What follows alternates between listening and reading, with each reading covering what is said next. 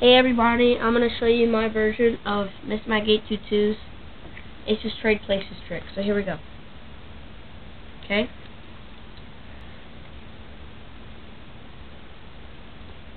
If I take the top card, the King of Hearts, and I put him down right here. I take one card to the bottom.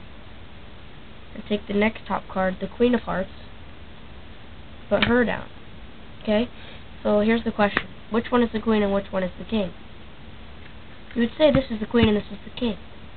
But, since the King and the Queen are royalty, they're not used to being thrown to the ground, and they didn't really like that much. So, they put the jokers to the ground and pulled themselves back up. There we go. That is my version of the Aces Trade Places trick. I hope you liked it, and I hope the performance wasn't too bad.